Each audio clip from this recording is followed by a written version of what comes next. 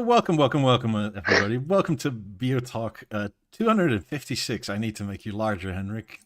It's Willy messing with us. My connection. It's my French connection. That's what's doing it. Yeah. Yeah, this threw me off. Damn it. I mean, that's what you get with an hiatus, I guess.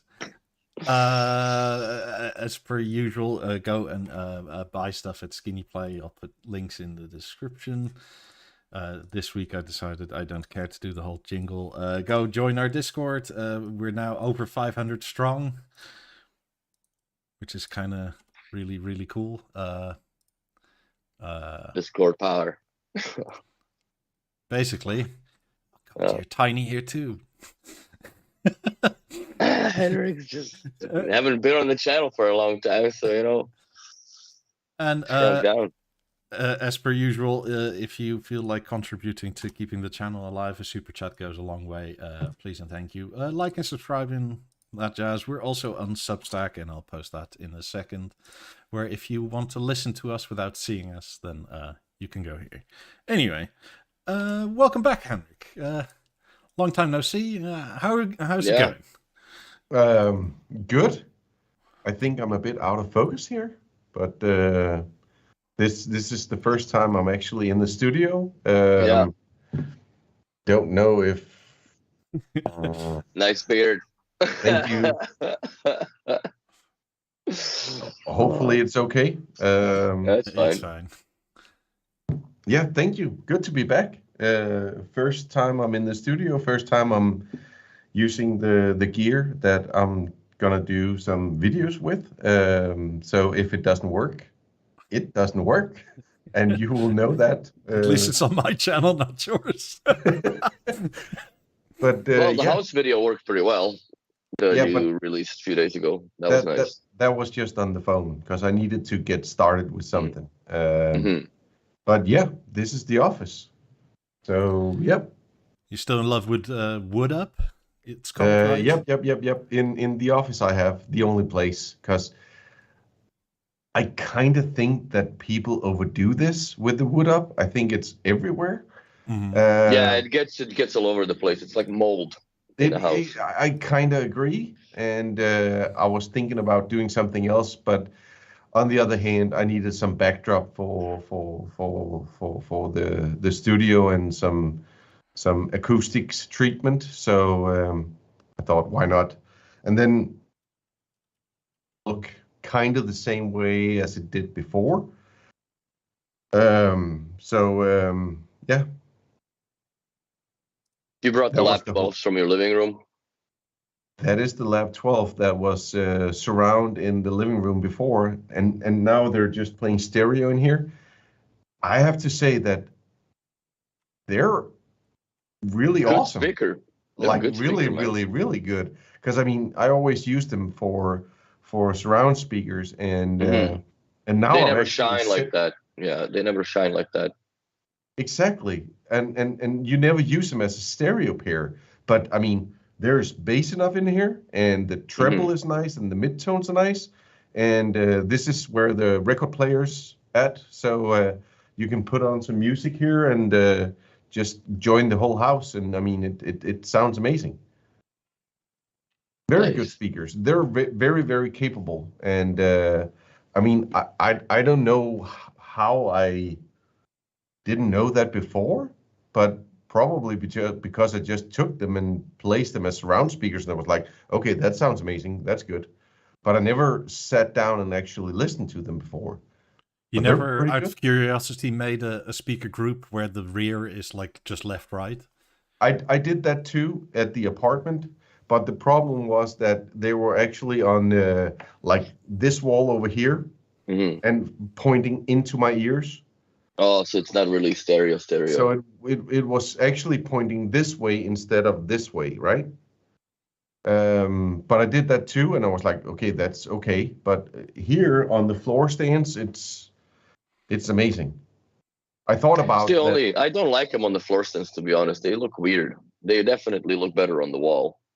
I agree. But But the problem was that if I put them on the wall, it would go from here to up here, and it will take up way too much wall place. So I thought about cutting out some of the panels to put them into the wall, but it would have been good if it was 12 twos, but with 12 threes, they're way too. For me, it just looked like the 12s and floor stands was a complete afterthought. Hang on, I need to fix your this. beard is going gray. We can tell. Yeah, sorry. That's right. The stress of moving. Stress of moving. It's the little man that's doing his job now on Henrik. Or are you just secretly going blonde? There you go. The gray hair. But yeah, the way that the lap 12s were presented on the floor stand was a complete afterthought, in my opinion. With the back panel, right? The suction cups in, and it's like boo rah rah, like guys, that's it's the way to do it. But that's the way that they were. I think they still sound great. Yeah, it's an amazing speaker.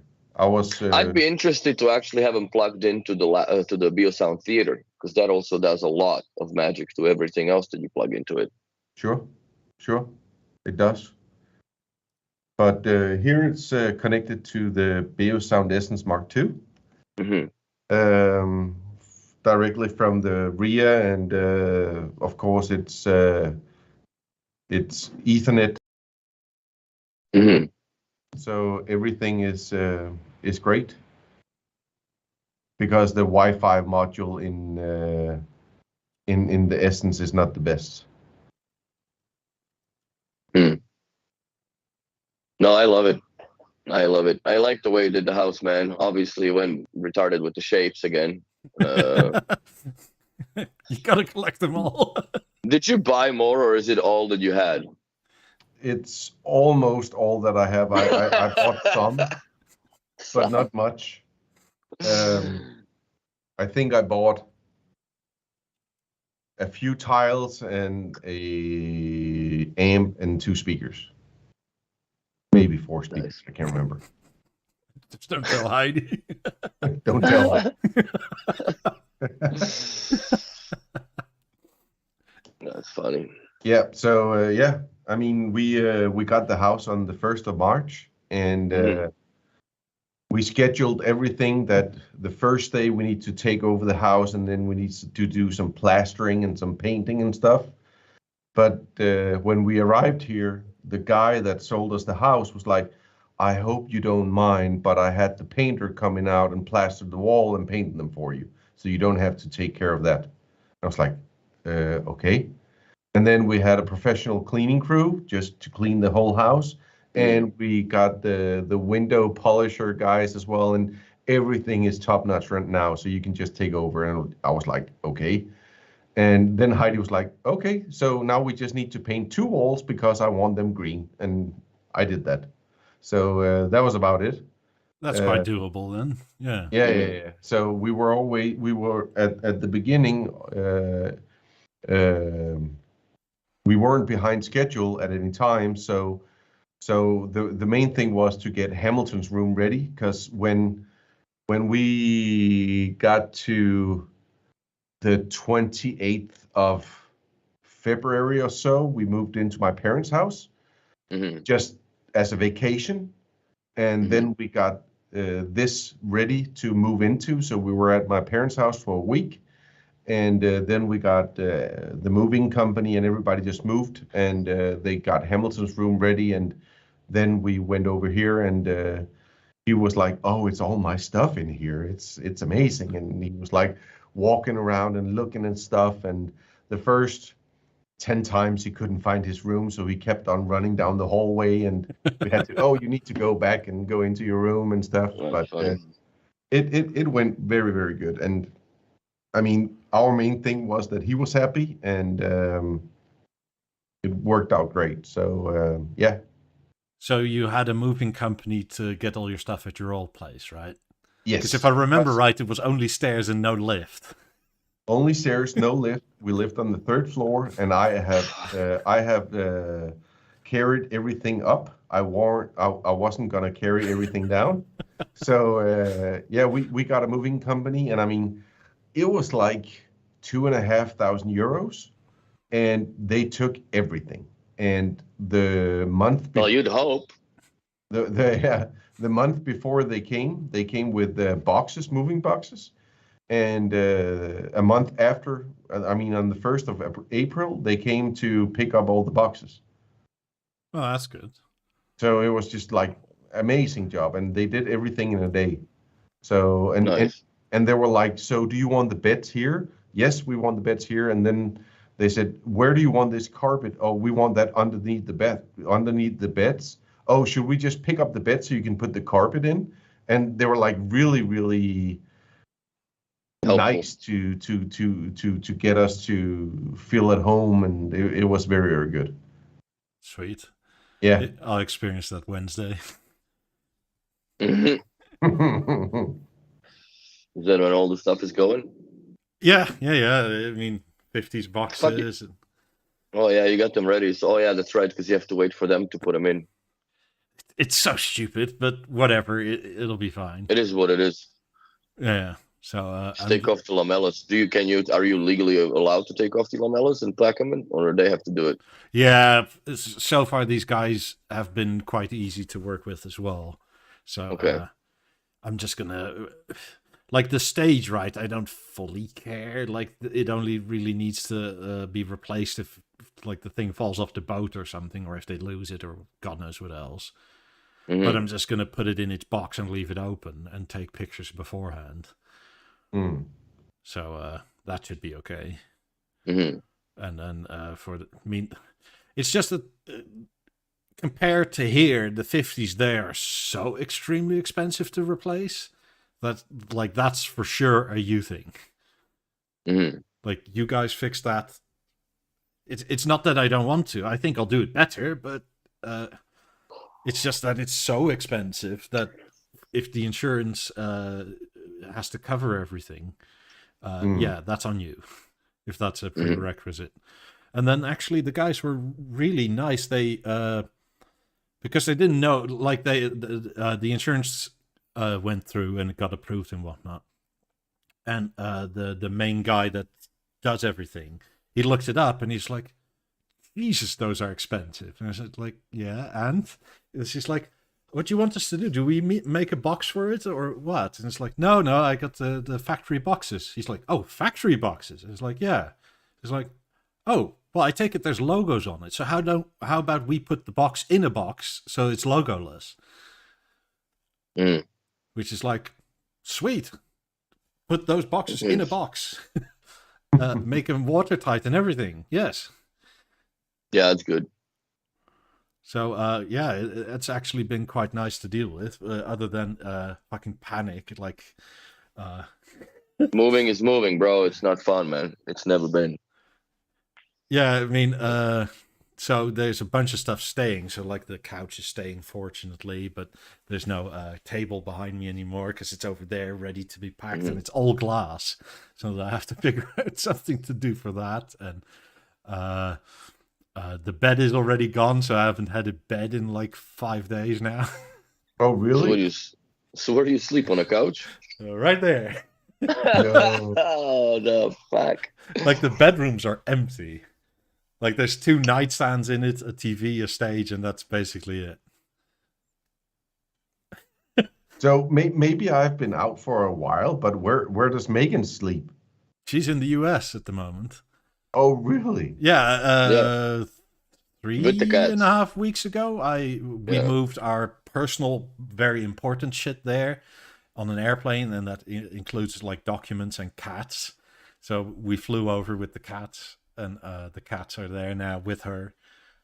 And this actually worked out quite well because she also got a job there. So. Oh, good. I mean, I've been totally off the grid. I mean, I haven't watched. I mean, every night I used to go in, just check YouTube, what's on it, what's not. I've been off the grid for like. Well, you're busy moving in and shit, so. I know the feeling. I've only been packing and panicking and. Yeah, exactly. Oh, where does this go? And also, I have some vases that are irreplaceable. So it's like, how the fuck do I pack this? Because if they pack it, I trust them, but it's to the point where they'll probably say it's enough, right? And to me, that's like, no, it's not. Could we do like 5-6 wraps more bubble wrap? Yeah. Because even if I insure this thing, like, you're never gonna find this thing again because it was a limited run. Mm-hmm. So even like, I don't want the money for it if you break it. Like, I just want it back. Yeah. So yeah, that's stuff like that, and yeah. Totally understand. So Just been through it, and I mean, I had these very, very expensive table lamps, and I was like, I didn't know what to do with them. So when the moving company got there, and I was like, I don't know what to do with them. Oh, we're just gonna take a box, and then some pillows, and then it's like, oh. But I mean, they know their shit. They know what they're doing, and they've done it a dozen times. well, partially the thing is, right, like, you're moving locally, like you're Yeah. How far did you move? Like 10, 15 miles, something like that? Mm. I mean, part of my slight panic is that the boat will take stuff in a container to New York, and then from New York it will be driven down by a lorry to Florida. But New York roads aren't exactly known to be all that good. Like, Nope. you have potholes. Bro, you haven't seen potholes, man. You haven't seen potholes. And ironically enough, when Todd was here, when we were fixing the 90s,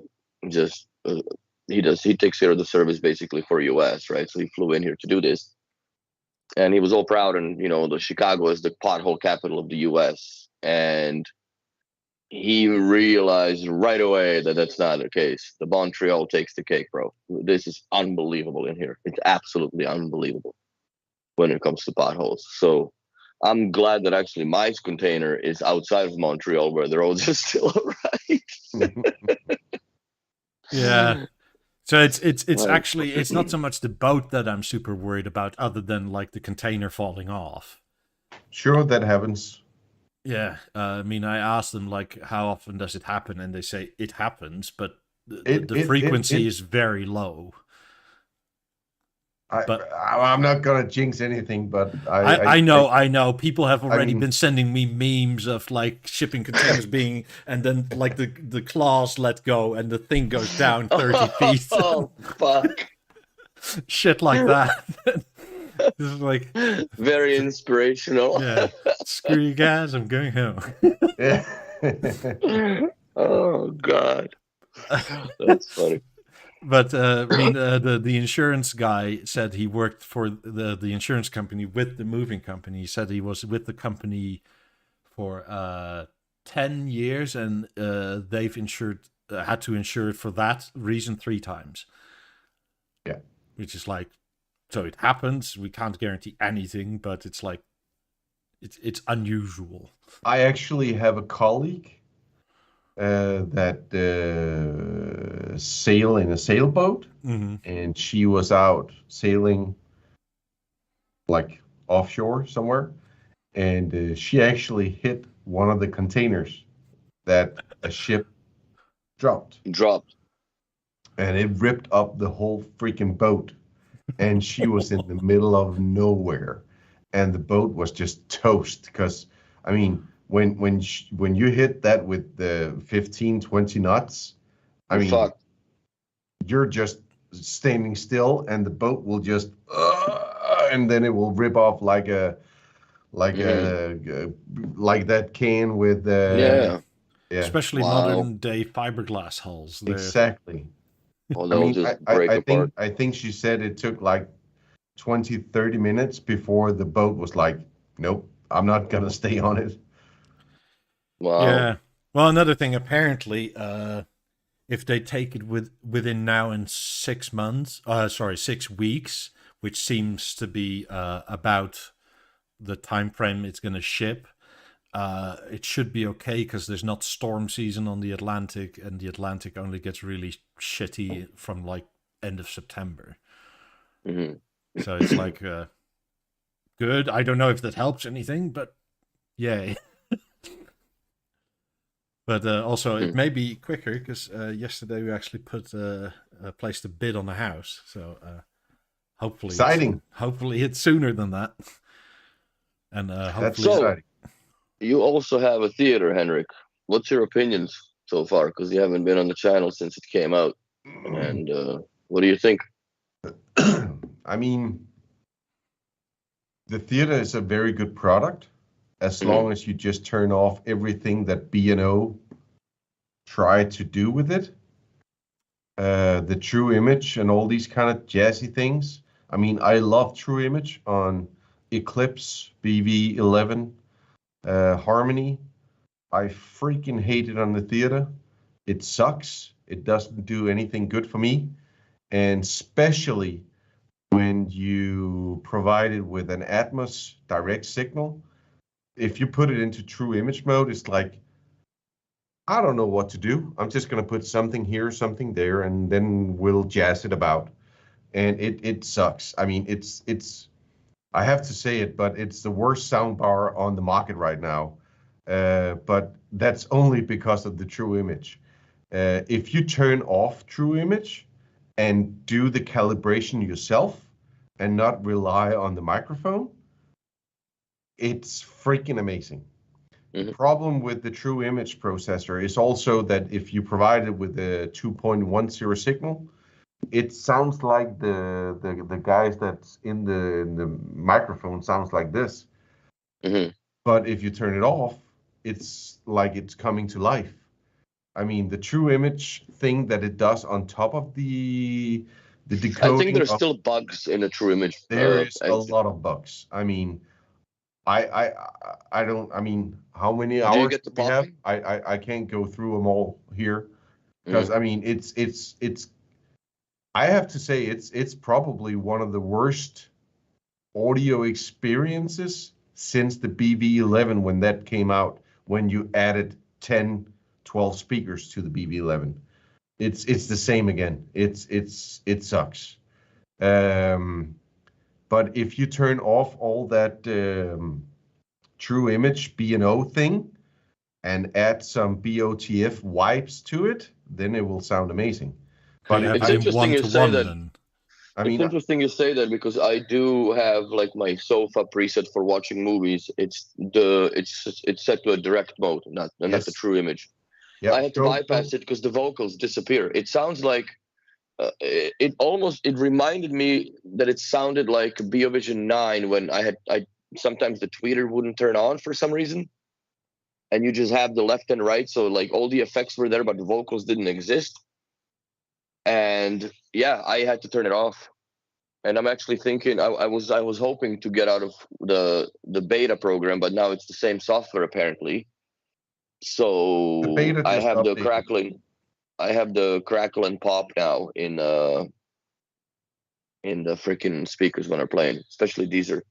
I mean, the weirdest thing that I have, if you play Deezer Flow for an hour, I've observed that that's what's happening with mine. Deezer Flow play for an hour and you switch tracks that you don't like, you skip. After an hour, the thing goes into the boot loop. It reboots itself. I haven't experienced that. But I've experienced the voices. And then, of course, when you do an Atmos track, like bitstream to it, if you have activated the True Image, it sounds not good. But if you turn it into direct mode, it sounds very good. So, I mean, I used a lot of time, maybe 20 hours to tweaking it. And then, of course, there's the biggest elephant in the room is that if you want to make a new preset for the stand position, you need to activate the microphone. And I'm like, what the fuck? I mean, it's so silly. It kind of makes sense, but it doesn't. It does make sense to begin with, but give me the opportunity to make my own stand presets after that. I don't, because I know how it needs to sound now, and I have the preset, but I want to be able to move it around and make new presets for that. But I don't want to change the speaker position and the speaker calibration for this. I just need to move the TV. And then you can do it in manual mode, or you can do it by doing a new calibration of the TV, and it's like, come on, guys, that's just plain stupid. Serge asked, do you miss the harmony, Henrik? I miss the unfolding of the harmony. Yes, I miss everything about the harmony. Out of the box, if you compare the theater to the harmony, the harmony sounds so much more crisp than the theater. Unless you do a lot of calibration and you know what you're doing, then the theater sounds a lot better than the harmony. But out of the box, the theater is a better product. But I do miss the wings. I do miss the B&O magic. Yeah. I'm so happy that I have the 28s, so I have just some kind of magic. But it's a very standalone product, in my opinion. It's just a TV. I was talking with another fellow B&O guy that was here yesterday, and we were talking about why not have the theater in two pieces, so the screen could go down and take the cover for the wings, and then when you turn it on, the TV comes up and the wings comes out, like on the Avant. You know what I mean? Mm-hmm. That would get the jazziness. I don't think that's mechanically possible with the theater, though. Probably not, because of enclosement on the speakers and stuff. And I know, but I just need. I think there is some magic that this product is lacking. The stand is amazing. The stand is the first stand ever I have never heard. Like, I've never heard it move. Every other stand from the... You can tell. 7, 9, 5, whatever, you can hear it move. This you cannot hear move, and it's crazy, crazy silent. Even the Eclipse was audible. Yeah, exactly. This is pretty awesome. But it also have to be pretty awesome at that price point. Yes. Because, I mean, it's half the price of the soundbar. Yeah. It is. Question from Sandeep. Are you using all three firing drivers in the theater as a center? No. I don't. And I didn't do that on the Harmony, and I didn't do that on the Eclipse. I have done it with the 50s, and it sounds pretty good. I've tried it. I think that the center stage gets a bit too wide. Maybe it's because I don't have that much room between the center channel and the left and right. If I had a meter more between the speaker and the TV, I would probably do it. But no, I haven't. Yeah, makes sense. I have tried it, and it gives a bit more boominess to the center channel.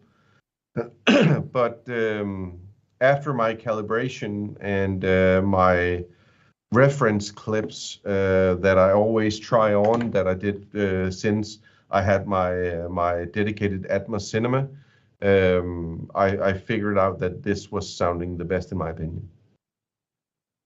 Makes sense. How are you liking the Celestials in the ceiling? I mean, the Celestial is a reuse. It was in the entrance of the apartment. Mm-hmm. And it's just an amazing speaker. I mean, it's placed to, it's only active when it's Atmos, like direct Atmos, or when I'm playing music. Because when I'm playing music as a joining music experience, then I want music in the whole house. So I don't want to play all these kind of different speakers. I play from the Celestials, and then I play from the Shape in the living room. Mm-hmm. So which is also your rear speakers, right? That's my surround speakers, yes. So what I figured out was that Celestial sounds amazing just by themselves, but because they're on a BeoAmp 1, is that the name? Yes. Yeah.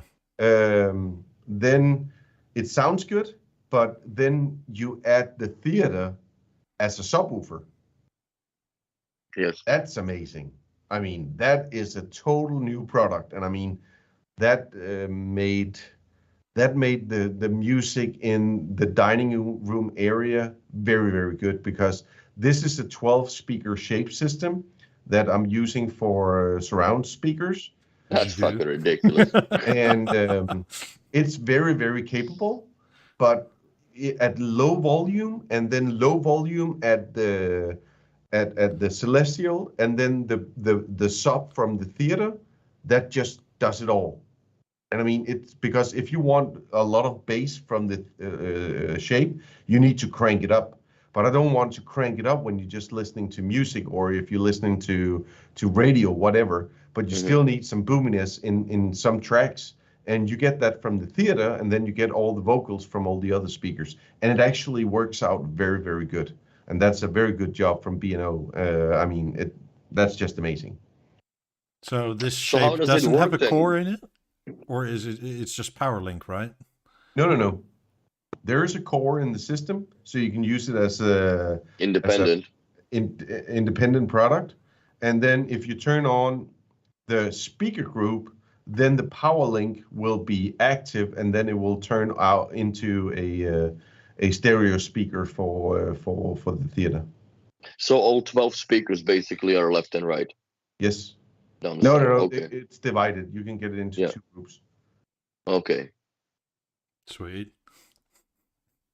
I like that. But the only problem is that the center speakers, which you have on the shape system because of band on the wall, God forbid that.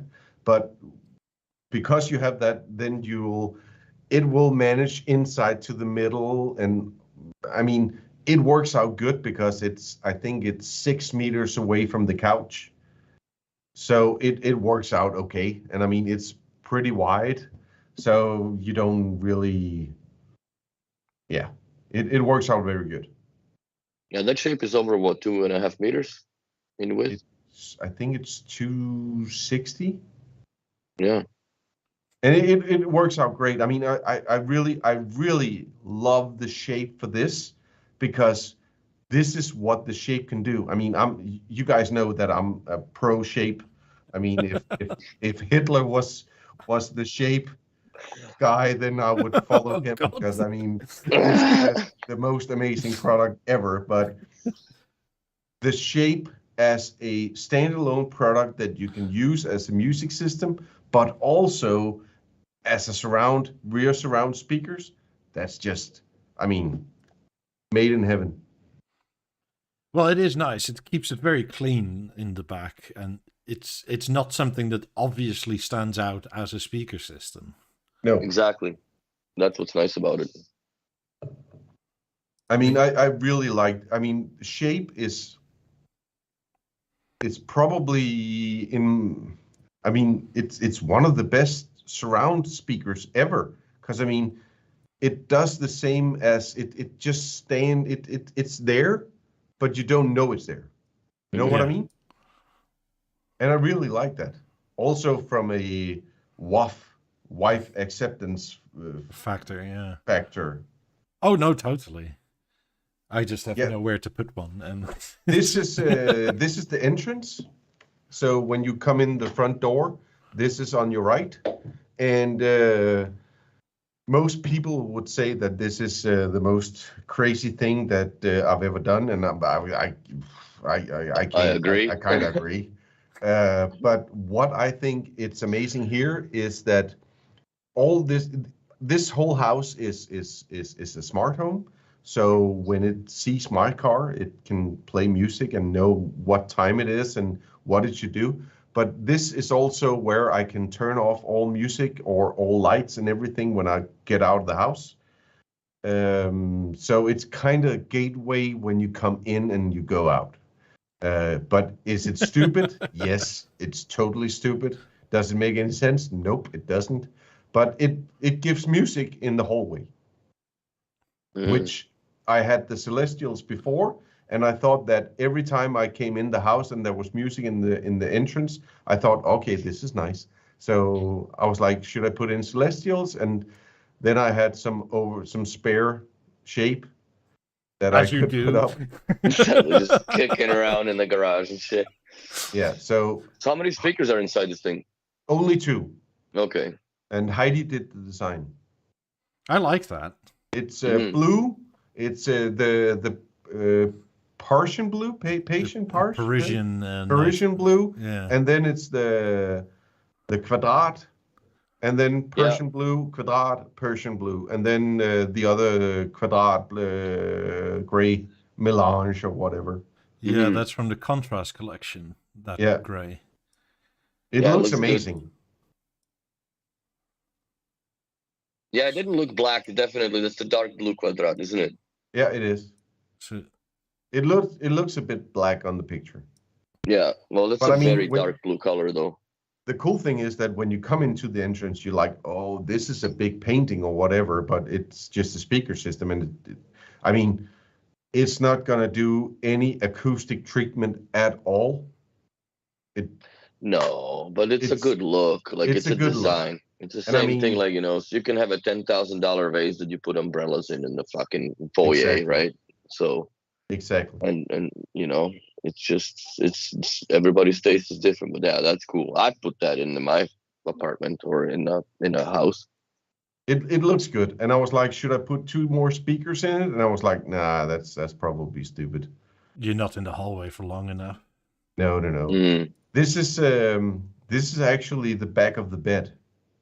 It's like a hall that you have a half wall going around the bed. So this is actually pointing into the winding room and to another room that we just used to have Hamilton's boxes, like cardboard boxes that he walks into and says, "Hoo-hoo, I'm here." But this is also a 2-speaker system with a Google Home in it. It's is your Google Home set to Danish or English? Danish. So you can say that cover the blinds, and it will cover the blinds on the top. And you can say open the windows, it will open the windows, and whatever, open the gate, it will open the gate. But it's mainly just to get the news in the morning. And then the whole home is set up through Home Assistant. So if I tell it to give me the news in the morning, the news will actually start in this office, and then it will join the shape in the bedroom, and the contour in the bedroom, and the BeoSound 1 in the bathroom, and the theater in the living room, and the shape and the entrance and everything will just play the same radio channel. So I know if there's a queue on my way to my commute and whatever. Nice. Do you run a gateway at all or no? I do run a gateway, but I only use the gateway because the only product that I can't get into my Home Assistant right now is the theater's commands from the remote. But then I need to just look at it. I mean, give me an hour and I'll figure it out. Yeah, I was just going to say, join our Discord, because several people have done that already. Yeah. I mean, I can give me an hour and I'll figure it out, and it's done. And then the gateway is out. I mean, the new gateway that they provide without PoE, just with the new jazzy whatever, and all the technicians at B&O is not even working on it. They're working on the Home Assistant. Everybody knows what way it's going to go. So, I mean, it's just a matter of time before I leave the gateway. I think it was Mr. Ballbag, Billy, who even managed to help or use the proximity sensor in the theater to start issuing out commands. So if you walk past it, then... You can do that on the Halo as well. Sweet. Yeah. So you could potentially, like, in and out your garage or something with a Halo or... Yeah, but you wouldn't do that, because if you do that with a garage, you will do it on the garage door, right? Yeah. Or a camera. But you can do it if instead of the Essence remote I have in the entrance, if B&O came out and made a Halo that doesn't rattle, then I could put that on the wall, and then when I walk past it, it will join the music or start the music. They still That haven't is a figured cool that tool. out and not make one rattle. No, they all have the loose now. I got told why, but I'm not gonna share that live, I think. Because it's going to be infuriating? Yeah, it's gonna. Oh, okay. Don't go there. If you can live with a rattle, just wait for the offers with the private sales, because I've seen them go new for as low as like €400. Yes. Which is nearly 50% off. Yeah. Wow. Which is kind of a shame in many ways, but if you just made something that didn't rattle me, you could ask some more money for it. Yep. I mean, mine doesn't rattle, so I don't understand what changed, but whatever. Production quality, my opinion. But anyways, it's just what it is. We have few of them in stock, but they don't rattle, but they're wall bracket ones because they're first batch. But the blank anthracite's got few that even like we had one guy that dropped it, like his cat dropped his remote. So Halo took it right in the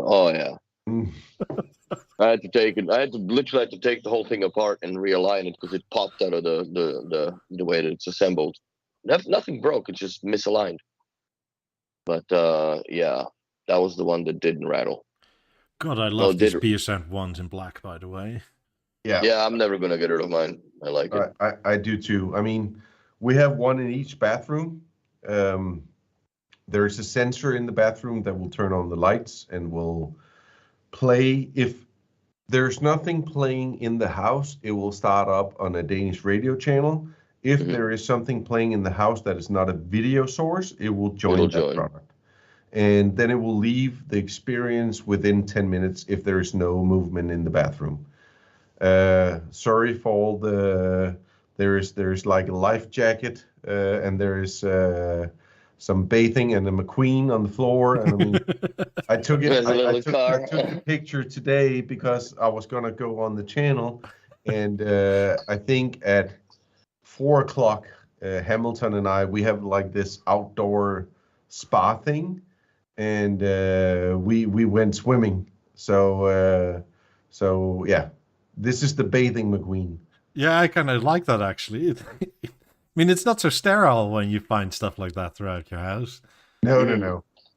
And you get my trousers on the bench and his trousers, and there's probably a diaper as well if you look at it.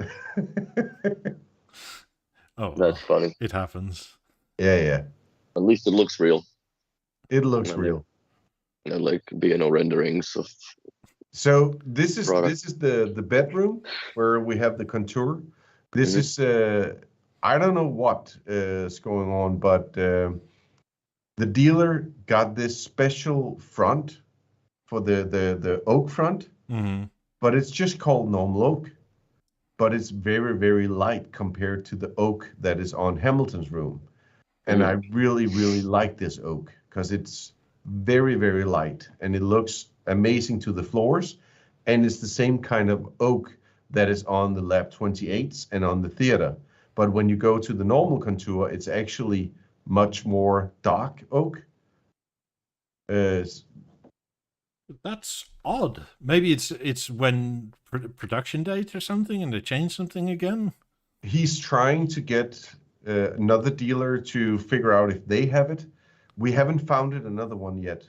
I think it's that kit that you don't want, but I really want it because it's light oak and it looks amazing to the floors, and all the electricity and Ethernet connection is behind the TV, so you don't see anything. Of course. Everything is the whole house is based on KNX. Nice. Which is just crazy. And I have the KNX to go on the HomeKit, on apps. I can do the wireless KNX as well. And the KNX can control everything from the spa to the TVs to the flooring to like everything. So everything is hooked up to that system. So you can control, like if you have like the outlet down at the floor, you can say that if you push one of the buttons on top, then this should turn on and off. Everything is changeable, and you can just program everything you want. Mm-hmm. That's actually really nice. It's crazy, but you would never do that if, let's say that the former guy that used to live here is an electrician, and he probably had a bit too much on some of his jobs. Okay. It's very, very expensive. I mean, just the holders, if you zoom into the outlet, there is a glass plate around it, and that glass plate is 70 euros. Just for the glass plate. You probably have like I don't know, at least 50 in the house, and they'll need to match. At least. But the cool thing is also that you can change the outlets, and I've done that on some of them. So instead of Hamilton having these light bulbs that you put into the outlet, so he has some lights, then underneath it, when it turns dark, there is a LED light going down on the floor, so he knows where he is. And we have that from his room, in his room, and then all the way down through the hall and in the bedroom on the wall that the shape is on, which is on the back of our bed, so he can see where he is. So every time the lights turns off, then and it's dark, there's light on the floor, so you know where he is. That is just amazing, and it's built in. That's actually quite cool, yeah. It's very, very cool. I mean, having some experience with my niece, it's like if they have a bad dream or whatever, they'll come running, regardless of whether you gate them in or not. They'll find a way to get out. Exactly. That's right. But I have two of those lights in his room, and then we have one in the hall, one down the hall, and then two in the bedroom. And it works great. Sweet. Yeah, it's nice. Nice job. Clean installs too. Thanks. Please, your halo is low. It needs to be charged. It is. It is funny. Yeah, and I mean, I actually paid a company to do this, because I was like, every time you buy a B&O product in Denmark, they have some they work with, and I've used them a lot of times, and I've never been satisfied with the product that they actually delivered. So I called a buddy of mine, which sells a lot of the Celestials, and he said, you need to get a hold of this guy. And I was like, okay, I'll try. And I called him up, and he was like, yep, that's not an issue. That we'll figure that out. That's not a big problem. But he used to work, or he only works in Spain. He lives in Denmark, but works in Malaga and Marbella area. And he's like, yeah, we can do this, but this is probably the smallest install that we ever done. And I was like, okay, that's fine. But you need to do cameras, you need to do speakers, you need to do everything. You need to do everything. I'm not going to do anything. And then he was like, yeah, we get the flooring, the heating, everything, the wine refrigerator, everything online and whatever. And I mean, do you have a picture of the wine thing, Mikey? Yep.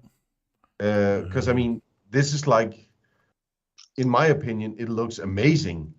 It does. But the thing is that I think it looks amazing, and it's like 8 square meters or whatever. And in Denmark, it's just a crazy room, and the cooler is made for 75 square meters. And if nothing like overkill. If you take a picture with the black doors, Mikey, that is the entrance from the bedroom into the winery. So the winery is right behind the bedroom, so it's not a cellar, it's just on level. And it's like a prestige thing that it's done very, very good. with silent glasses, and it's not see-through. It's darkened and stuff. But then he showed me, yeah, but he came in here, the installer, with one of his colleagues, and he was like, yeah, it's okay.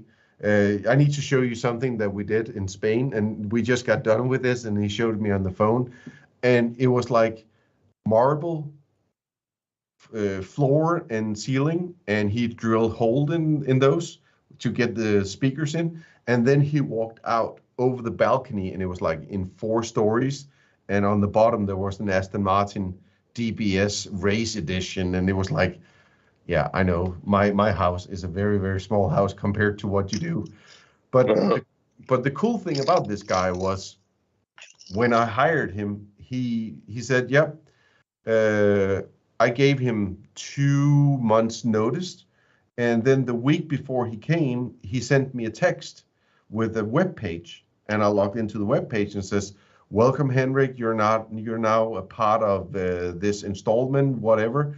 Please press in your SSID and your Wi-Fi code, and we will make sure to register everything. And I was like, okay, I'll put it in. And then they came and they took pictures of everything, what they've done, and they did cable lists and all the cameras, camera numbers and everything, the heating for the ground and the solar panels, and everything is smart now. And I mean, I could do this myself. It would take me probably a few months, but because we needed to move in, get Hamilton ready and everything, I was like, yes, let's just do it. There were 2 guys here for 3 days for 10, 12 hours a day, and they did everything. I mean, they even cabled. I said, just put the 28s on visor. No, we're going to cable them. And then they said, is there an opportunity that you will upgrade to 50s or 90s? And I was like, I don't know. I mean, the opportunity is always there. So they pulled extra cables to have the signal cable between the speakers, and like they future-proofed everything they did. Then they need to get up to the roof to pull. I mean, they pulled around 300 meters of Ethernet cables. I was like, so if you want to do visor on the BeoSound's shape, just do it. No, we need cables. So it was like Cat 7 for everything. And then they were like, do you want Cat 7 for the cameras? And I was like, hell no, just Cat 6, that's fine. Okay. And then at the end of the day, on day 3, they were like, we have something to talk about. And I was like, okay, what's wrong? We don't have any more Cat 6 cables, so we're going to pull Cat 7 cables for your heating. Is that okay? And I was like, sure, that's fine. It is what it is now, shit. Yeah. And I mean, the price was very, very, it was okay. It was, to be honest, 5,000 euros. That's actually not that bad. It's not bad, and it was a prestige job. If you look at the speaker that I sent with the cable management, Mikey, I mean, everything is drilled in the wall, and you can't see one cable anywhere. And that's good. They did the celestial install. They did like everything, and it's like very, very good job. And I mean, I could do that myself. I couldn't do it nearly as good as they did, but I mean, it just looks good, and I didn't have to do anything, which is the best part. I mean, you pay this much for the products. You expect that. Wait, 5,000 was including cables and stuff? Yeah. Wow, that's cheap. Yeah. They have the thing is that you buy these expensive products, and you have an expectation that they should live within 5, 10, whatever years. So why not put this on top just to make this an experience that you just, okay, this is prestige. This is just amazing. This is what you want, right? Yeah, oh, absolutely. I mean, I just did some quick math, right? Like two guys, 3 days. Let's take the medium of 11 hours for all 3 days. That's 75 euros an hour. It's like, but that if it's including material, it's like, wow, that's a mega deal. I think I got the materials a bit cheap, but that. Well, it's probably also small for them if they normally buy kilometers instead of hundreds of meters. Yeah, and I mean they also made sure that all the cameras was mounted. I mounted one camera myself because they was behind time, and I was like, should I help you out? And they were like, sure, if you want to.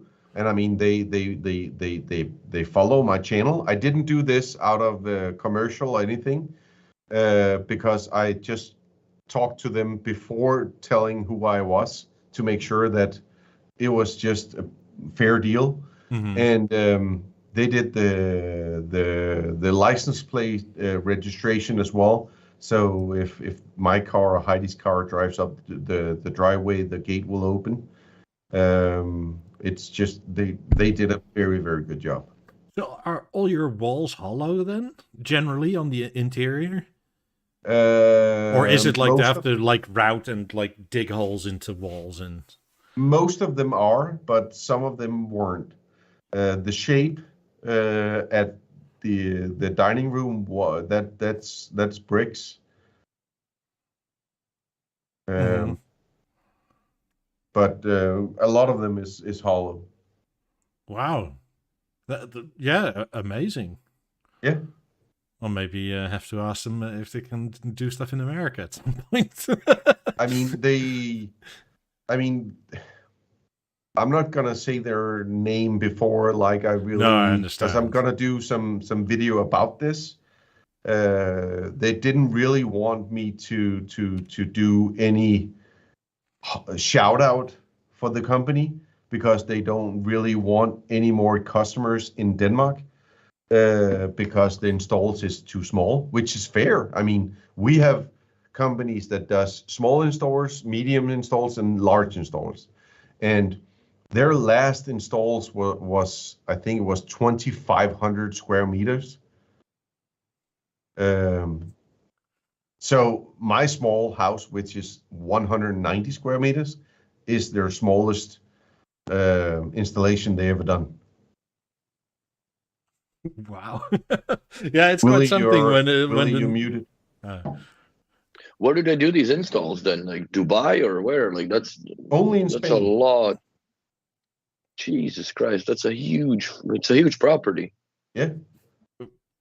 I don't know if you remember because it was probably changed a bit since you left Europe, but Spain is in many ways sort of like the Florida of Europe now. Yeah, is that right? Lower taxes, and you can buy houses that are enormous for quite cheap. So a lot of wealthy people are on the sort of Gold Coast there, just chilling. Yeah, I had no idea. I mean, but that's crazy installs, man. Holy shit. That's yeah, and I mean, the cool thing was just that I got this. I mean, there is a big gap to get a good install and a great install. Mm-hmm. And when you get like the web page that I got with all my things, they registered all my products, and they were like, your 28 is one of the first editions. We can see that you have an issue with one of the amps. You may be not aware of it, but we're going to change it. So they changed the amp when there was here as well. And they did all this with all the products. Were like, oh, we have an issue with this. We need to change this as well. And that was one of the days that we need to take care of the customer. So it was a service that I've never seen from B&O before. But they're not a B&O installer. He used to work from B&O, but haven't been in 10 years, I think. But it was just a service that I never seen, and the cable list I got for all I think they pulled 20 Ethernet cables, got the list of everything, what does what, and then they did it on all my other cables that I pulled myself just to make sure that it's labeled everything. Exactly. And I mean, it was just, wow, what a job. Yeah, Mhm. that's really, really sweet. Yeah. It was also that I was like, I mean, I have great Wi-Fi and just put the theater on Wi-Fi. Nope, we're gonna cable everything, and they pull cables for all the hotspots, the access points, and So is this guy like Steve's ex or something?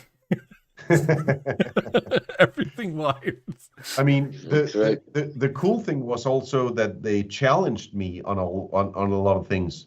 So they were like, so have you thought about putting up an access point in the garage? And I was like, no. Why? Because it's close to the pool and it's close to the entrance. So when your phone gets in, you'll get a signal beforehand, and we will make sure that it's a long range product that will get you down by the road. And it was just, I mean, amazing, guys.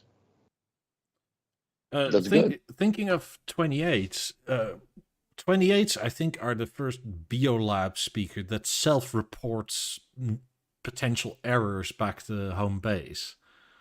Because a guy I know in no,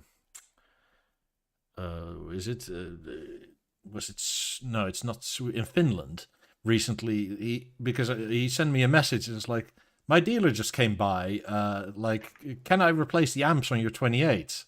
He's like, wait, why? They work fine. It's like, yeah, well, maybe, but I've been told to come and fix them. He's like, what for? It's like, don't know, but they said I need to. It's like, okay. On my 28s, they could see that they could fill up the whole lock with error codes within 2 minutes. And they said from the factory that it should take at least 2 months to do this. So something was wrong. Yeah, and the weird thing is it may not even inhibit functionality. I mean, no. This may happen and they work fine, but it's just... I never had an issue with them. They just worked. But I mean, it's a good service that they register everything, and they also registered all the products to go into different rooms and what cables was in the room. I mean, I have a PDF that is, I don't know how many pages long with numbers of Ethernet cables, and if anybody should take over. Or, I don't know, you go away for 3 months and you turn out to have some mice in the house and a camera doesn't work anymore. Exactly. No, it's good. That's the way it should be done. Yeah, unfortunately, not everybody's lucky enough to get somebody like that. Yeah, it's amazing. Then we have the fireplace that you just saw, that it's on gas that will come into the house. So you don't need a gas container thing. So you just push a button. You're showing up your money now, right? With the gas prices here in Europe. No. I'm so wealthy, I'm just burning this shit, plebs. This is what we have on gas besides the gas grill outside. But it's very cool. You just push a button and then the fire goes. Yeah, this is Hamilton's room, and if you see the oak lamellas on this, it's very, very dark compared to the one in the in the bedroom. Almost looks like walnut. Yeah, but that is the normal oak. Weird. Yep. That looks like smoked oak. Yeah, it's not. I have to go to my dealer because I think my dealer's oak on his, especially his earlier model contours was lighter than this. Yeah, bro, we got the sample packs, right? Like all the B&O's material samples, and the oak and light oak, there is like a half a tone in my eyes difference. Like you can't really see it. But the problem here really is that this looks like dark oak or smoked oak, whatever. But on the case, it says oak. On the lamellas, it says oak. And I really, really, really just want the light oak. So if somebody has the light oak, let me know and I'll trade you or whatever. Yeah, because light oak here anyway is like a lot lighter. It's almost like you take 18 lamellas and sand them. Yeah, but if you look at the picture in the living room, the 28s and the theater, that is just oak, normal oak. But but it looks like light oak. I would like that on the contour in his room as well, because that's the only thing that we're missing right now. That is, his room has the oak which looks. I'm sure Hamilton sleeps just fine with the grills he's got right now on the TV. I'm pretty sure too, but I mean. But you don't. It would just be nice if it was the same. Yes. No, I totally get you there. Yeah. Did you have the theater vibrate at all? You haven't come across that? Vibrate, like when it's playing? Yep. Did you do anything about it? I got to the point where I was doing some of my sample tests, and when I cranked that up, the wings was vibrating. It wasn't. You couldn't hear it, but you could see it. Yeah. So I didn't do anything about it. Yeah, that's normal. But there's if you either screws are not tight enough. But I lined mine with Tesa tape to get the padding. Just I actually don't know, but the guys that installed it did a lot of things with the theater before they even tucked put it into it. Yeah. I don't know what they did, but it seems like they disassembled something, and it was not the back cover or anything. It was like the theater they disassembled. Interesting. But I don't know what they did, and I didn't have the guts to ask, because have you watched American Psycho? Yeah, when these guys were there in front of the theater on the foot, there was like this carpet they pulled out, and all the drills was like pointing like OCD thing, and all the screwdrivers was like in different patterns and all this kind of thing, so they knew where everything was. And it was like, this is way too crazy for me. I need to go away because I'm way too like disassembled to look at this.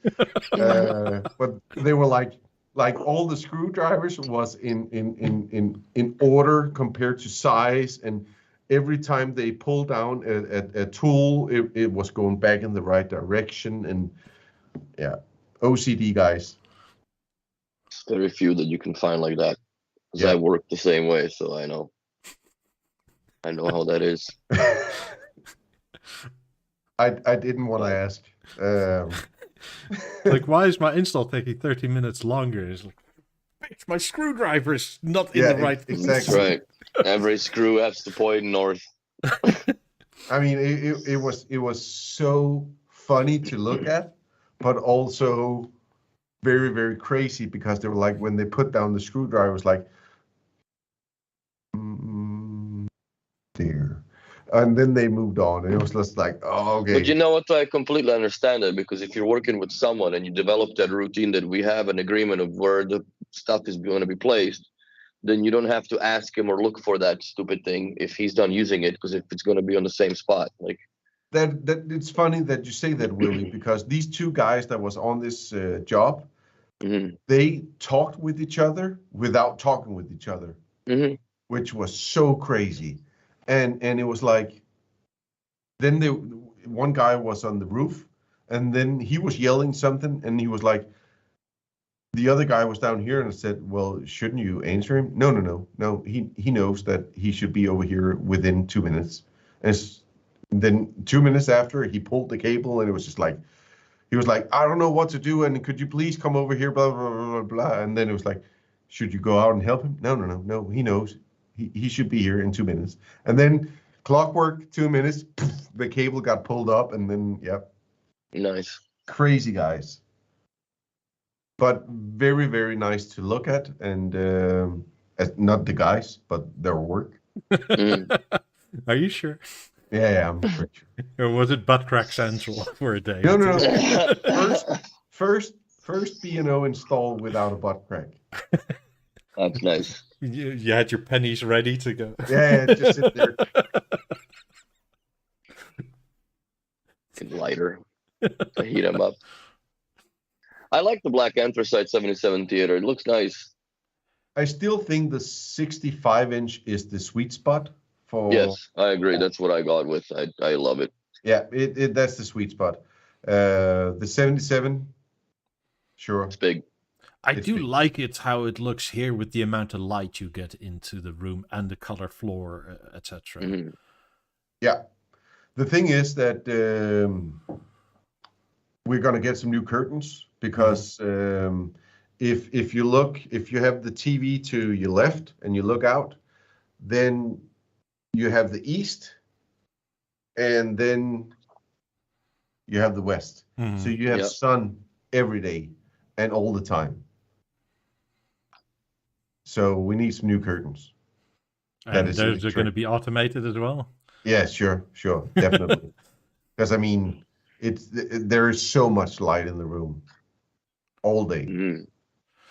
Is this one of those rooms where you would say potentially, like, if you didn't work or were at home and turned the TV on during daytime, OLED would be almost not bright enough? No, because then I will just sit in my chair, which is you can see the handle in the right. Mm-hmm. Oh, corner. So you turn it away from the sun. So I'll just turn it away from the sun. And if I should watch a movie, I'll turn down the curtains and then I'll sit on the couch. So it's not a big issue. Mm-hmm. Makes sense. Yeah, I like it. Do you have any? Oh, you got the shape for the rears. That's right. Yeah. And they're surrounds, right? Technically, in speaker role. There are surrounds because it's a 502 system, and then it's equivalent to surrounds. Are you gonna go as crazy with celestials as you did with shapes? And yes, like add I do believe so. I mean, it does such a fantastic job when you turn off all that B&O nonsense and just go direct and do your calibration the right way. I do believe that I'm going to add 2 more speakers, yes. I'm not going to add surround and then have the shape back because that's going to be too much in the living room. Mm-hmm. And I had a dealer come to listen to it just to see what he thought, and he was like, this is the most crazy thing I've ever heard if you don't have 50s and 90s. And I mean, if you do the calibration correctly and you do the setup correctly, you can manage a lot with the right. Yeah, this is also what I've been saying for a while now. Like, looking at the current price of 50s, you can get a theater with a panel and and 2 sets of 28s and a secondhand set of 17s for the same price. Yeah. Like, if you're into movies, 50s don't make sense anymore. No, I mean, at the moment, I would never go 50s. It doesn't make any sense. I would, if I should do anything, I should go for 228 more. But the sound stage in the living room right now with the bass from the 28s and the 12 speaker shape, it's more than enough. It's more than capable. And I have to say the theater is very good at managing all these kind of things. Yeah, much better than the Harmony was in that respect. I think the Harmony was more musical and the theater is much more movie based. Agreed. I have the same experience. I mean, fortunately, like I always say, I'm predominantly movie watching, so that's why the setup is silly. Yeah, but I think that I came across a solution where it doesn't look too much and still subtle, but on the other hand, capable of doing what it should do, right? Yeah. I mean, I watched Batman, I watched Oblivion, and I mean, it's capable. It's very capable. I think I found the same solution. I just never installed it here because I have 3 sets of 17s now. Of course you do. I have your shape problem with 17s. It's quite literally moving that has stopped me from buying more. And I actually may leave with even more speakers because my sister's like, I'll just have a theater on its own. So do you want my 12 2s and 12 3s? And it's like, ooh. Take the 12. I would take it, Fudge. Well, I might just take it all. Why not? I mean, I'm going to have to cable everything anyway, so Might as well. Yeah, and we did the same here. Everything is cabled, but not the shape in the hallway with the to the bedroom. Even the winery, the wine thing has a BeoSound Essence Mark II and a Lab Force, just to get some cozy Italian music when you go in there. Mm-hmm. Have you already polished off some bottles there, or? Yeah. Because I saw in the video you had some very nice bottles there. It's like, yeah, ooh, that could be an evening. It could be, and I'm actually having a what's it called, a housewarming thing, because I'm actually turning 40 on the 3rd of May. So congratulations. In June, we're gonna have a housewarming and a birthday get together. Henrik's gonna puke in the garden.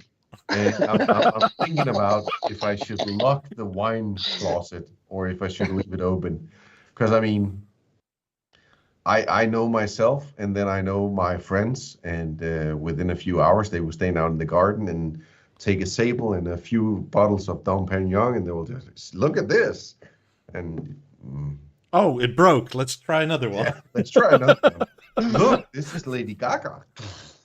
Oh my goodness. Yeah, it's probably wise to have that closed. Yeah. Yeah.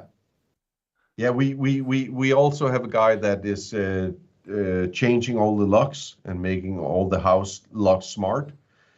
And he was like, we're going to change everything to the same locks, and the winery will have the same locks. And I was like, no, because Hamilton will turn 14 at some point. So that needs to be a different lock that I have the key to. That's right. Absolutely. Yeah. It'll start becoming interesting soon. Exactly. But the cool thing is, because the wine closet is close to the bedroom, when we get into the summer, then we can just open the door into the wining room, and then we will have 16 degrees in the whole area.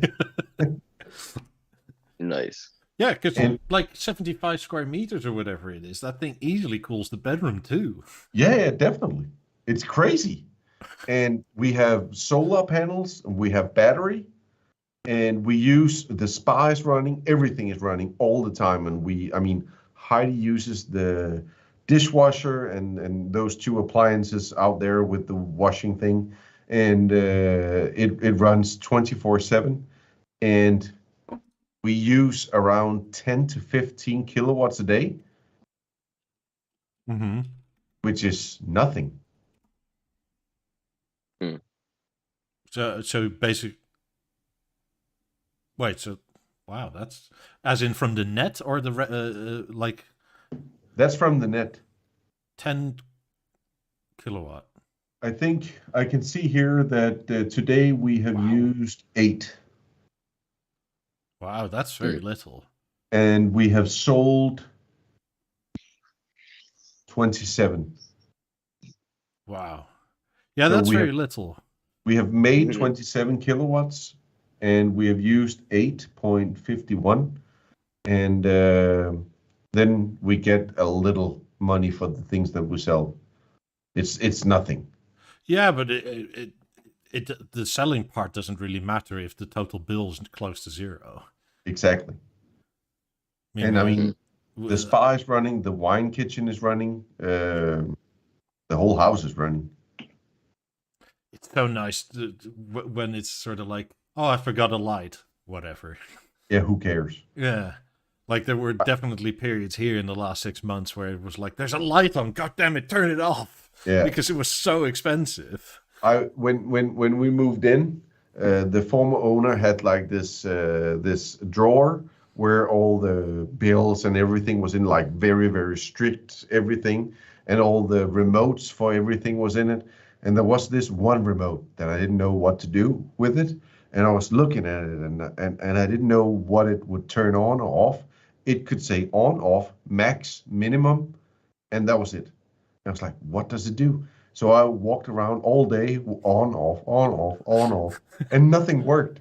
And then we were sitting in the couch watching TV, and then it was like, it's very, very bright outside in a dining room area outside. I was like, what is that? Why is it all reddish?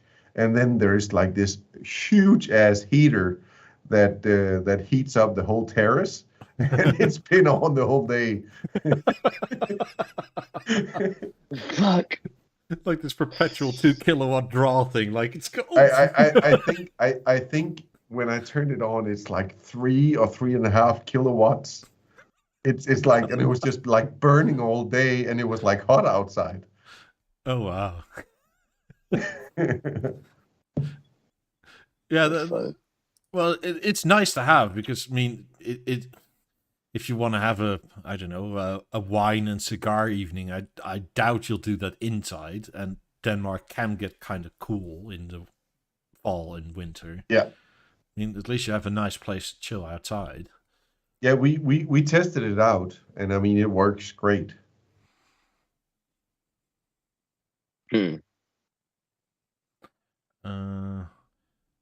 Yeah, the people saying my house uses. Yeah, my apartment is similar size, but it uses a lot more. But there's also so much more electronics on than the average place. Yeah, and I mean, my 95 square meters use 5 kilowatts per day. Yeah, sure. But I mean, I also have 1,500 liters of water that needs to be 38 Celsius, and the wine room that, yeah, I mean, that's not a lot for this kind of thing. It's even before you start accounting for video editing, which also can easily use like 1 to 1.5 kilowatt an hour. Sure. And, I mean, when you turn on the stove or whatever. Yeah, my cooktop is electric, which is and a blessing and kind of annoying. But if everything is on, it can pull up to 11 kilowatts. Yeah. Which is like, it has one of these electrical cables where the plug is like literally about that size. And the cable's about that thick. Yeah. It's like at least 15 mil thick cable. And it's like, holy hell. So does it run on 380 or 220? 400. Or 400 volts, okay. Yeah, so it has 3 live wires, 2 neutral, and a ground. Wow. And it has a fuse. You know those normal flip fuses, right? It's one that's like 5 wide. It's just for the cooktop. Fuck hell. That's insane. Well, I don't think people understand, like, we're going electric, and if you want to go electric cooking, it works, but, like, on a normal plug, you're just gonna, I don't know, do a water heater, a kettle or something, and that's all you can do on the whole fuse system. Mm-hmm. Yeah, exactly. And one of the things, because there was an electrician living here before, our, what do you call it, board? The breaker panel. Yeah. It's 3 pieces, which is like very, very big, and everything is just like very turned, like very thought through, which is nice too. And then there's, of course, the whole KNX system, which is a lot of different on top of these kind of things. Yeah, and it all sips power a little bit here, there, everywhere. Sure, definitely. So how many solar panels do you have? Like, is it like a big array or? 30-ish, 35, 40-ish. That's a decent amount. I mean, the battery is... Is it a Tesla or is it a different brand? Different brand. It's Austrian. Okay. I think the battery is... Was it 12 kilowatts? Well, should get you through the day then. Yeah, and it makes a lot of electricity. So yeah, it works. Well, as soon as, I don't know, there's rain power cuts, disaster, snow, something like that, that battery will be a lifesaver. Yeah. Because you'll be the only one that's comfortable. It's like, ooh, we still have a pilot light going, and I can still get internet. Because, like, although the power is down, at least my modem still can receive the signal. Because that's no. It actually doesn't work that way. If the power is out, then you can't use your battery. Not in Denmark. That's by law. Oh, that's interesting. But I have a battery in here, so I can use my house if the power is off. So sort of UPS on the modem then. Oh, that's interesting. I have UPS, like a huge UPS on the networking system, the server, the theater, the BeoAmp, and the shape, and the lights in the living room. Okay, yeah, that makes sense. And the modem. So if the power goes out and then we can still watch movies from our own server. If the internet still works, then we can do it from the web. So in the US, I'm not entirely sure what's legal here, but in the US anyway, when you have like a Tesla Powerwall or something like that, and the power goes out, the breaker from the supply side flips off, and then you go onto the battery. If the power comes back on the street, you have to disconnect the battery from the house, flip the street back on, and then flip the power back on from the battery. As I recollect, that's not an option in Denmark. If the power goes out, then your battery will just stay as is. Yeah. Well, maybe because that breaker isn't there, right? Because if it starts feeding back and somebody's working on a line, it's live again. Probably. Sure. I mean, we all know what the 9-volt batteries do on your tongue, and then you have one of these batteries. It's like... Yeah, I mean, it's a lot of juice. I mean, I have out in the garage, I have a whole rack filled with batteries. I mean, it's a lot of juice. Are you going to drive electric soon? I haven't started sitting down to pee, so no.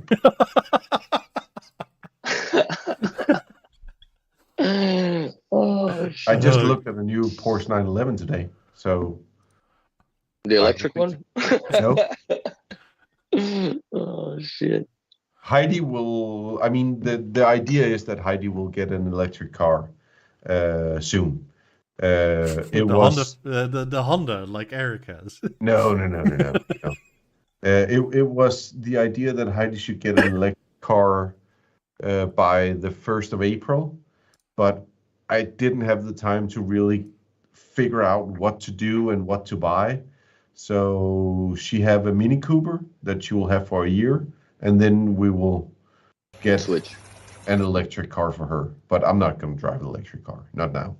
I'm more gasoline kind of thing. Still a man. Yeah. As I said, I haven't started sitting down peeing, so there you go. That's funny. It does make sense with the electric cars. I mean, there's a lot of them in Montreal. Fuck. Yeah, but it makes sense. I mean, it's cheap, and I mean the aggressive price point that Tesla has come with right now. I mean, they slashed prices left and right recently. I mean, just the pay down on the new 911 is the same price as a brand new Tesla Model 3. So, I mean, wow. Just, yeah. Heidi will go for an electric car soon. Yeah. Yeah, that makes sense. Taxes are going a bit crazy on anything gas powered. But then again, you're probably fairly sure that if you buy that Porsche now, it's one of the last ones with a gas engine. Yes, and that is one of my. That is why I wanted to go this way, because it's the brand new 992 with all the boxes checked out, and nice. It's very. I did a test drive today, and it's very, very, very, very nice. But I need to figure out if it's the right path to go, or because I mean I don't want to keep the Panamera because now Heidi has the family car, like Mini Cooper.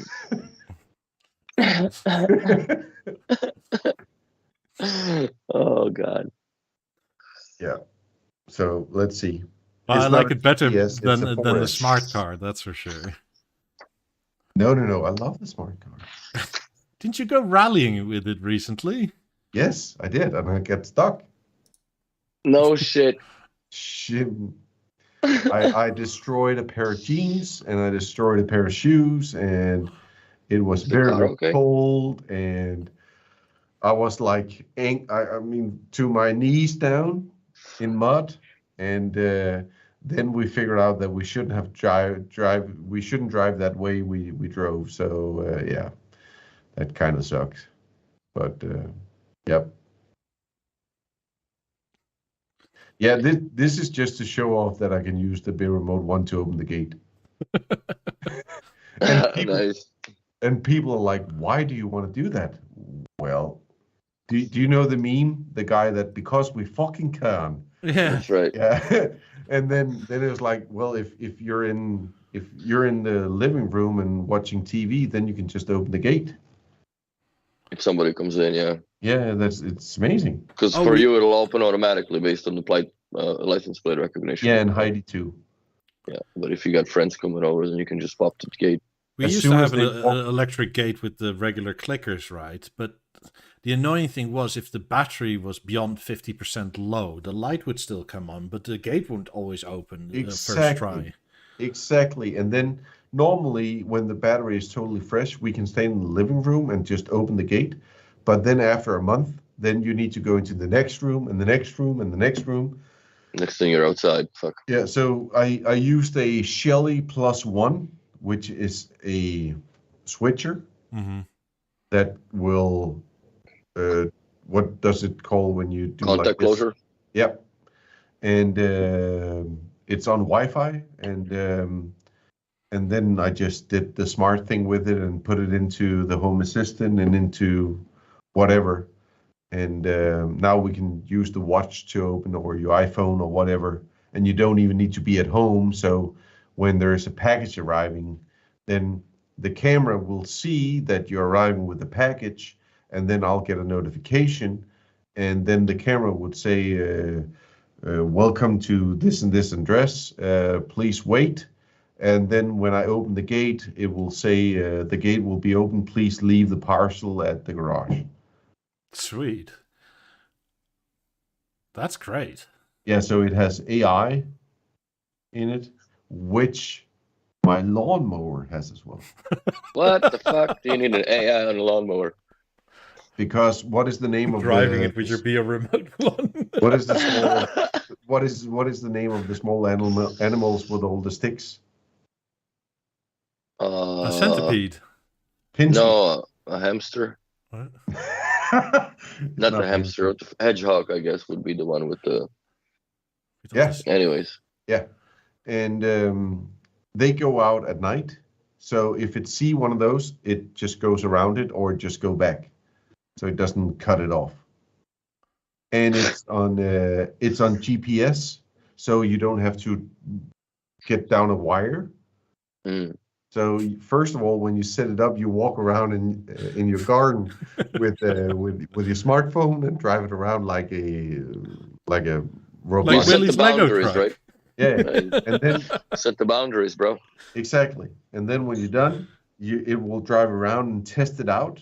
And you say, this is where you can't go. This is where you can go. And between two gardens, you can take this path and whatever. And now it just lives its own life. And it doesn't do like this crazy go around. It does it in like nice pattern. Nice pattern. And then if you do it 5 days a week, it will take one pattern the first day, another pattern the other day, and a third pattern the third day, and make sure. It's actually quite good for your grass as well.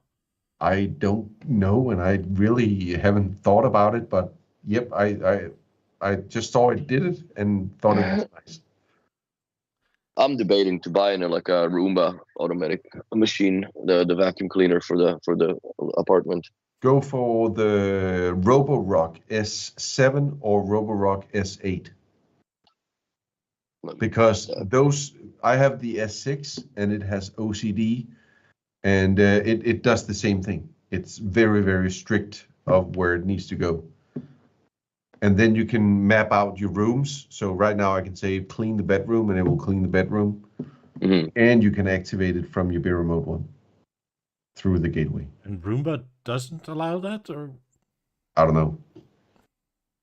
The last Roomba I had we called it Scuba Steve, but that was because it could clean the floor with water as well. Mm-hmm. But it was just stupid, and it drove like in different patterns, and my OCD gets crazy if I watch it. It's like go over there, and these Roborocks, they match everything out. There's amazing product, and they're cheap. So that S7 has also its own station that it dumps into and refills. Yeah, if you want that. Does it mop? Or no? Yes, but then you need to put in the aggregation thing that you put into it, and I mean it's not more clever than just a robot that goes around. But instead of getting the one that dumps itself, I mean just dump it every other day and just clean it out. And I mean ours is running the kitchen every day and the bedroom every day, and then the other rooms in different days. I have to get one of these, because since the cats haven't been here, I've noticed how little I have to vacuum compared to when the cats were here. Fuck, the cats just like shed, right? Well, and they also, I mean, they're brothers, so every so often one challenges the other for dominance, and then they fight, and it's never really like a fight. But you always end up with like a carpet of fluff because they scratch each other. The fur comes out. Yeah, and I'm not joking when I'm saying a carpet of fluff, because sometimes it's quite literally like a carpet of fluff, like that size. But if you just get the standard S7, it will also see if it's on carpet, and it will turn on the level of vacuuming and stuff, and it's very, very good. I like this a lot. I'll think about this or one of these newer Dysons. The Dyson is definitely better. It's also 3 times the price. Yeah, the normal S7 is not that bad. $650. Yeah. And does it do wet and dry?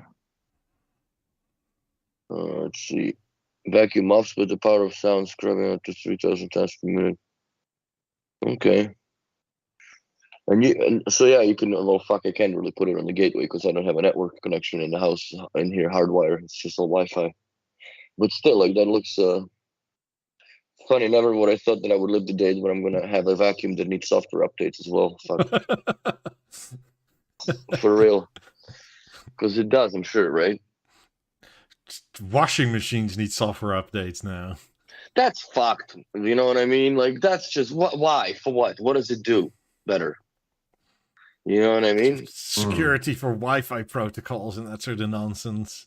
There's no need for the freaking washing machine to be on the Wi-Fi.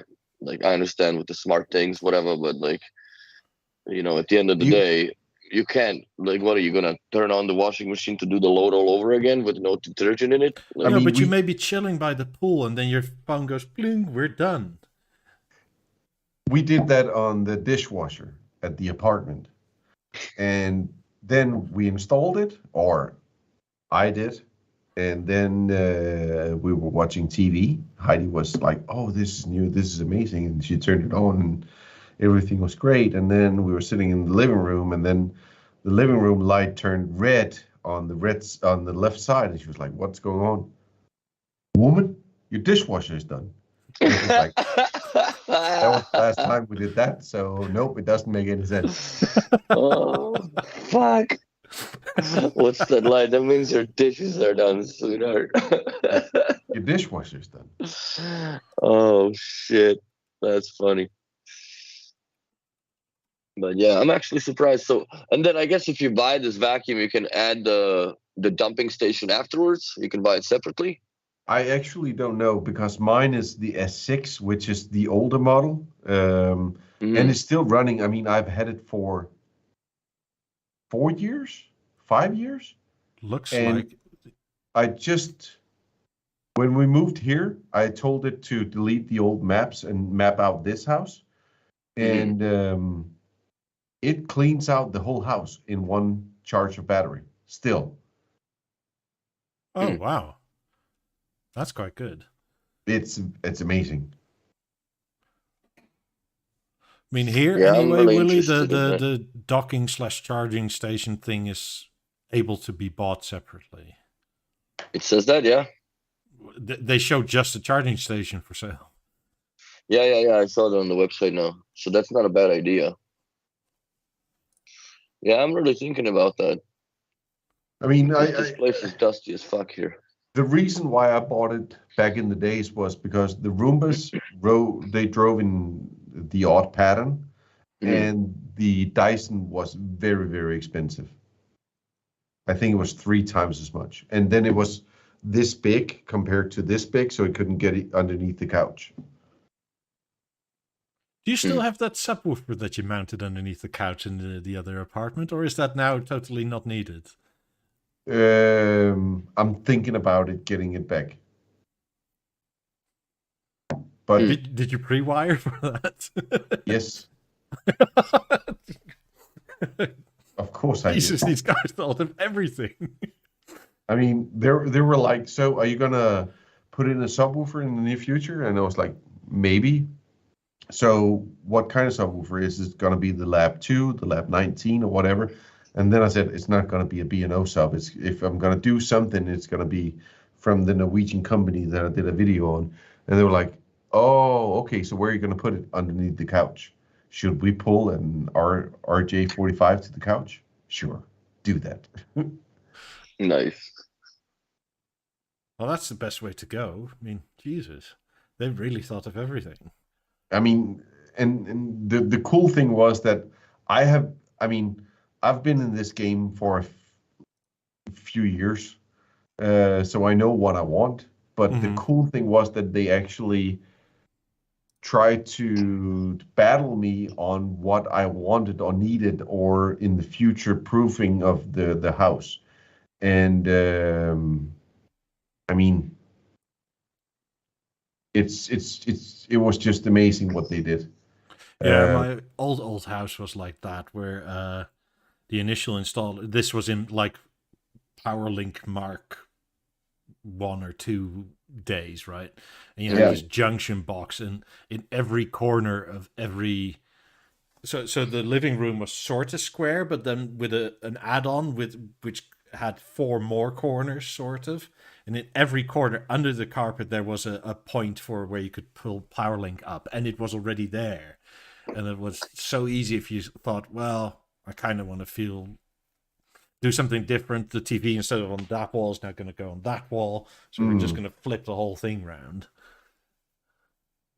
And it's just a plop, attach, and you're done. And it's, I mean, it's hard, especially when you live somewhere new, to commit to a permanent setup.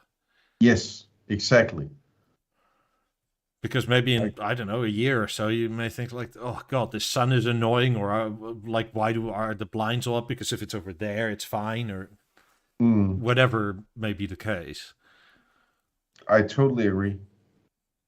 Or maybe you want to be featured on the r/TV's too high, and you think, I'll put it above the fireplace because I want to look at my TV like that. But that's it. Yeah.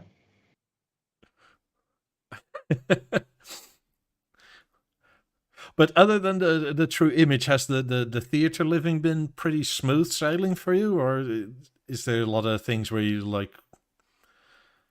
Did you catch a lot of the software bugs, or were you mostly unaffected, or because you're wired, or? I mean, I haven't had many issues with the theater. It has been pretty much smooth sailing, after I turned off every B&O jazz of the sound profiles. But one of the things was also that the installer said that we're going to change the Ethernet cable that come in the box between the sounds, between the theater and the TV. Mm-hmm. Don't ask us why, but we're just going to do it. Because it's crunchy. I mean, I haven't had any issues at all.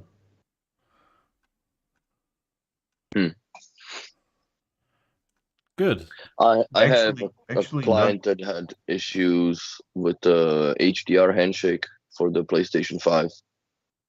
And I've learned, I guess, that you can't really run the PlayStation 5 through the theater, but you need to go directly into the panel.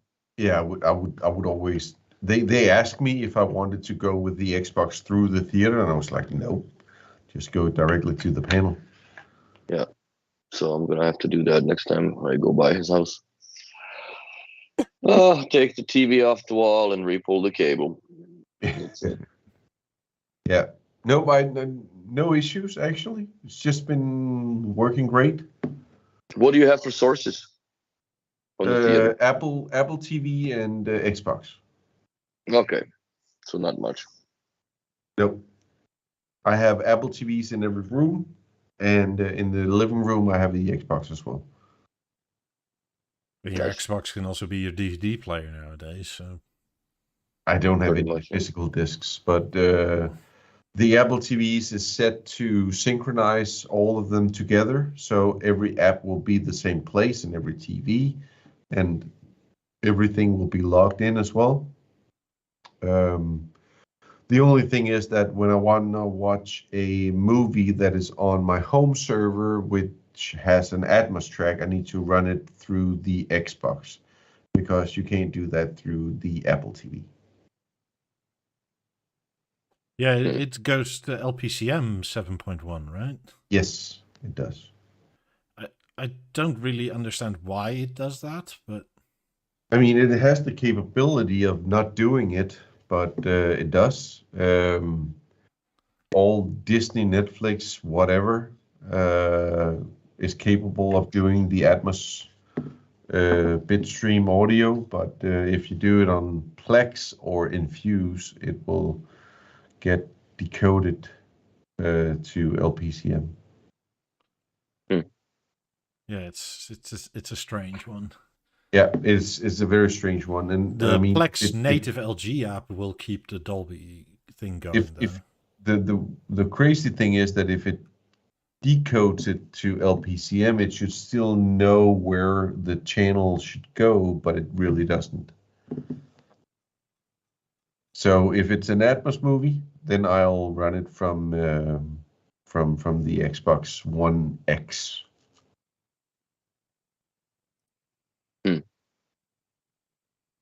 Yeah, it's theater's got some quirks, I tell you what. I mean, this is more an Apple TV quirk than a theater quirk. Mm-hmm. But I mean, I actually haven't experienced anything quirky with the theater. I found out that it was in the beta program because I'm in the beta program myself, and I was like, please get out of the beta program. And I'm trying to pull all my products out of the beta program, because but you have to reset your entire theater if you do that. I really don't care. I'd rather reset everything and have a non-working product for 2 months than be in the beta program. I mean, I don't want to pay that amount of money to have a product that might work. I mean, I gladly do a lot of good things for B&O, but I think that I think I had it up to here with bullshit. So yeah. Yeah, I mean, I doubt they've done it, but I sent them a very angry email like 2 months ago, because I was also on beta and went out of it. And there's no warning, no nothing. It loses all your speaker groups, all your presets, all your sources, everything. It's like, God damn it. Yeah. Like, had you warned me of this, I wouldn't have done it. Yeah, and I mean, the problem with the B&O beta program is that they did something cool when they did the Halo. Now you can do this, now you can do that. All the beta updates right now is just news. It doesn't say anything what you can do or what you can't do. It's like, we want you to test out to do this and this and that. And I'm like, I want you to pay 50% of the product back to me as a kickback if I needed to test all these kind of things. 20% is fine too.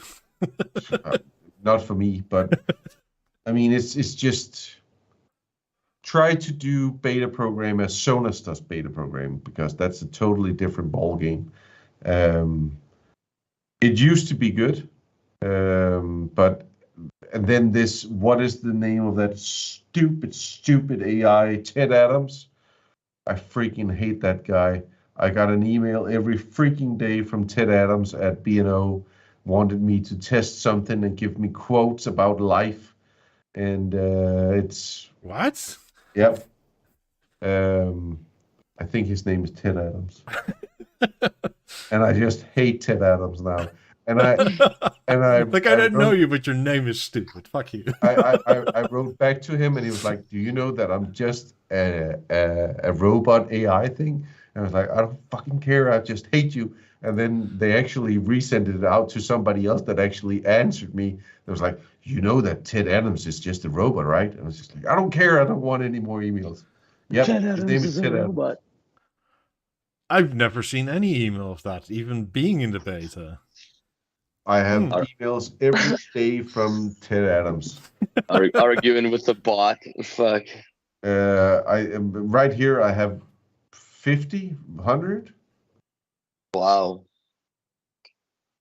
Let me try to get one of his quotes, because they're just stupid.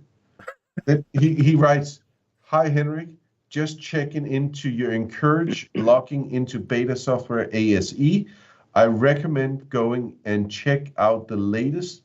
It's always good to check in and see how things are going during the test." And then in quotes, "Facts. Do not cease to exit because they are ignored." Quote done. What? Yep. That makes no goddamn sense. Is this like a B&O's chat GPT? Yeah. And then another quote. "Our heads are round, so thoughts can change direction." Quote done. Oh, that's creepy. That's creepy, Ted. And Ted is also writing, "Nothing is impossible. The word itself says impossible." What? But seemingly working software from day one is. "New products succeed not because of the features and functionality they offer, but because of the experience they enable." Maybe you should have a Ted Adams quote every time you stop the live stream on Sunday. I can send them to you. That's funny. God, I hate them already. Yeah, and I hate Ted Adams a lot. Because it's also not true, right? He writes me every week. Like, because we all love B&O, but like, especially that last quote, like the initial experience is not what sells the B&O product, it's the feeling, because the initial experience is generally quite shit. The worst thing is that in his mail, there is nothing that says unsubscribe. Quote, "Microsoft headquarters is home to the world's quietest room." Okay. That's just so weird, man. I thought that was the anechoic chamber B&O ad. Nope. It's pretty close to it, anyway. That's just Ted Adams. That's so creepy. I wonder why they called it Ted Adams, not Björn Björgensen or something. When you it named itself nothing from the world, not the light of the sun, the wet of water, nor the air to breathe. Everything is a wonder, and every moment is a gift. Thank you, BNO. Thank you. That's so fucking weird. And that's my cue. I'm out. Like, what the fuck, Ted Adams? That is so weird, man. I don't understand. I will just put it into the chat so people. On that note, I'm gonna call it for today. Hang on. I need, if people want to have a chat with Ted Adams, here's his email address. Centercode.com. That's funny. I'm not even gonna open that can of worms. I'm not emailing him. Fuck that noise, man. That's gonna turn I into already some get weird... enough spam. It's right. I don't need Ted Adams to generate nonsense. Yeah. But anyways, yeah, it's been nice to see you finally after all those months. Yeah, it's great to be back online. I figured out that I might be able to join every 14th day because now I moved close to the parents, so they want to have Sunday family dinner every second Sunday. Okay. But for the next 8 weeks, I'm very much up in the air whether I even have an internet connection or not. I really don't know. Well, we can figure something out. Yeah, I mean, I only yesterday figured out by like literal measurements that I can actually take my computer with this carry-on luggage because it fits. And it fits within the parameters, so I'm going to take my computer with. But we put a bid in on the house in Florida, but I have no clue how long it'll take before, like, let's say it's accepted, right? Like, how long will it take to get an internet connection up and running there? Probably a few weeks. Or if it's already like if it's a house that just somebody moved out of and sold it, it's just a change of services. That's it. Yeah. So I don't know, but I'll let people know. Join the Discord if you want to. Keep up to date with us. But Mikey, if you're in the air, I will be glad to do a Ted Adams show on your channel just to show people. I can go through the past 50 mails and we'll see how people will take it. I feel this is like potentially a Christmas period for you, where you sit in your chair with your hot cocoa and like a cap on. Ted Adams said this year. Today, I could actually, I will get 24, and I will do one at a day in the Christmas special, and just do a quote from Ted Adams that. What was the last one? Megabytes used to weigh over 1 ton. Weird, right? That's some fucked up quotes, bro. Honestly, like, for real. That is. Yeah. But he is right. Yeah. He is right. Yeah, they used to be stored on beads. But you hate him already, right? Yeah. I get it every week. God damn it, Ted Adams. For everybody else, it's the new Georgie. I think Ted is more annoying than Georgie. Yeah. Because Ted doesn't promote my YouTube channel. To yourself, yeah. To myself. Have you seen this? Yeah. That's funny. Anyway, everybody nice to else. See you again, guys. Yeah, likewise. And hold on, I'll privately show you the link of what we're looking at in a mo. But everybody else, thank you, and see you whenever. I'll let you know. See you on the other side. Bye, everybody. Bye.